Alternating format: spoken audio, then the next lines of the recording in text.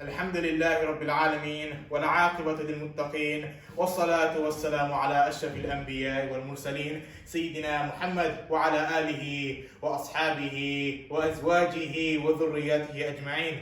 أما بعد فأعوذ بالله من الشيطان الرجيم. بسم الله الرحمن الرحيم.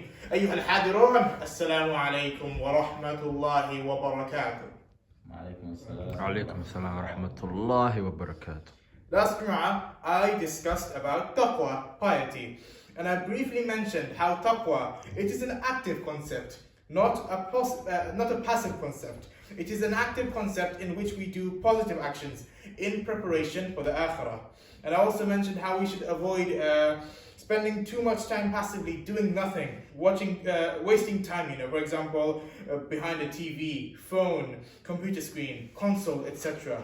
Now, because of this, I wanted to go into a little depth about these activities and the passing of time with them. If you guys have been with me on my journey of spreading da'wah and the deen, you may remember one of my very earliest videos reminders upon gaming in Islam. Why I bring this up is because the same ruling, it will apply with all of these other acts mentioned earlier.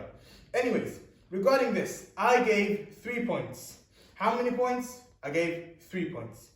The first point being that Islam, it doesn't forbid leisure. It doesn't forbid fun and leisure. What doesn't Islam forbid? Fun and leisure. Fun and leisure. Islam doesn't forbid fun and leisure as long as we keep it halal. So Islam doesn't forbid fun and leisure as long as what? You keep it halal. We keep it halal. So that's our first criteria.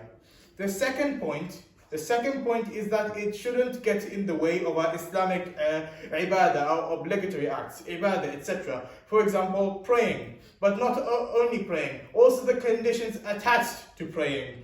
What do I mean by that? Like sunnah. Sunnah and also the conditions. For example, praying on time. Have I prayed properly without rushing? Have I gained the khushu? Am I paying attention in salah? Or am I just randomly moving up and down without understanding what I'm doing? This is also the condition attached to the salah, and this will be applicable to all the types of ibadah. So this category of these rules of pastime such as gaming maintain that our Islamic obligations are fulfilled, but it isn't a barrier placed between our relationship between Allah Azza wa Jal and ourselves, if that makes sense. And the third and the final criteria is that we shouldn't engage in haram things with it. What shouldn't we engage in it with?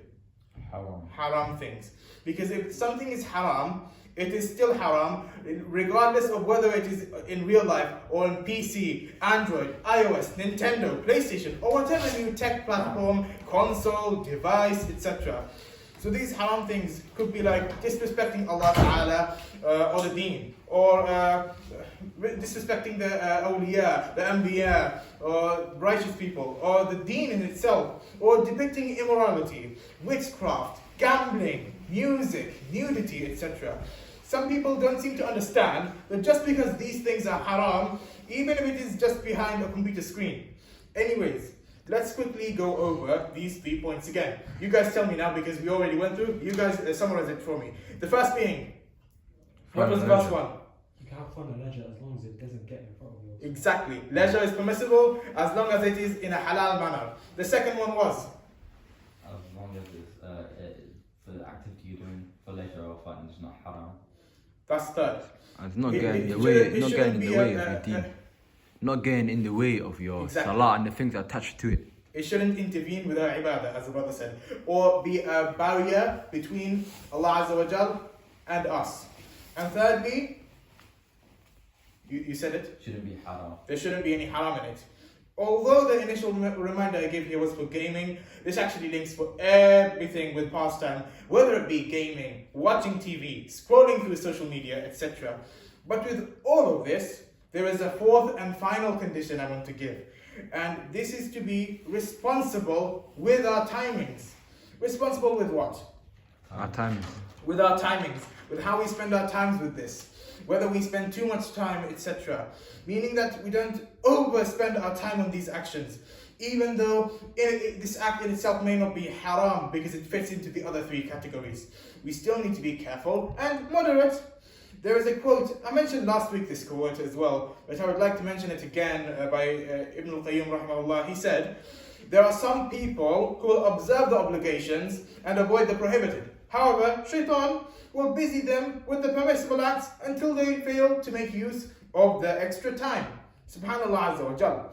Thus, we need to be careful with this and not fall into this either, because the act may not have been halal in itself, but to the extent we took it with the time, that is what made us waste our time. And there's another hadith I'll mention as well later on, but because at the end of the day, our time, it is limited. Is our time unlimited?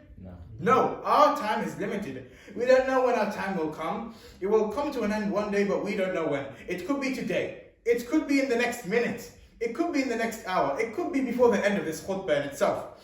Maybe in a week, maybe in a month, maybe in a year, maybe even 50 years. Thus, we don't know. So wasting time, when it is the most precious thing, it shouldn't be made to such a norm. This is the hadith I want to present. It was narrated in Sahih Bukhari. But Rasulullah sallallahu alayhi wa sallam, he said, there are two blessings that people do not take advantage of. How many blessings are there that people don't take advantage of? Two. And these are good health and free time. Which are these? Good health and free time. Exactly. Now, if we don't take advantage of our free time, we have all this free time. We have time to do our ibadah. We have time to read Quran. We have time to do dhikr. We have been given this time.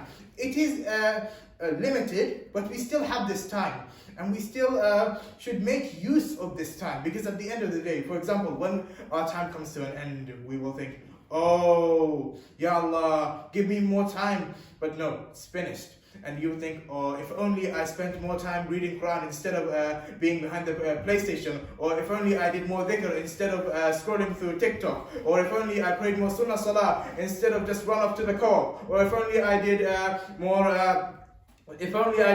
nafal ibadah instead of just going through Instagram. I hope this khutbah has been beneficial. Wa akhiru da'wana alhamdulillahi rabbil alameen. Wassalamu alaikum wa rahmatullahi wa barakatuh. Can we have someone give the adhan? إن الحمد لله نحمده ونصلي ونسلم على رسوله الكريم وعلى آله وأصحابه أجمعين. أما بعد، فإن أصدق الحديث كتاب الله، وأحسن الحديث حديث محمد صلى الله عليه وسلم، وشر الأمور محدثاتها، وكل محدثة بدعة، وكل بدعة ضلالة، وكل ضلالة في النار. أيها الحاضرون، اتقوا الله حق تقاته ولا تموتن إلا وأنتم مسلمون. وقال الله تعالى: يا أيها الناس اتقوا ربكم الذي خلقكم من نفس واحدة وخلق منها زوجها وبث منهما رجالا كثيرا ونساء واتقوا الله الذي تساءلون به والأرحام إن الله كان عليكم رقيبا. وقال أيضا: يا أيها الذين آمنوا اتقوا الله وقولوا قولا سديدا يصلح لكم أعمالكم ويغفر لكم ذنوبكم ومن يطع الله ورسوله فقد فاز فوزا عظيما. أما بعد، عن أنس رضي الله عنه عن النبي صلى الله عليه وسلم قال: لا يؤمن أحدكم حتى يحب لأخيه ما يحب لنفسه. وعن أبي موسى رضي الله عنه قال: قالوا يا رسول الله أي الإسلام أفضل؟ قال: من سلم المسلمون من لسانه ويده. بارك الله لنا ولكم في القرآن العظيم. أقول قولي ما تستمعون، واستغفر الله لي ولكم ولسائر المؤمنين فاستغفروه إنه هو الغفور الرحيم.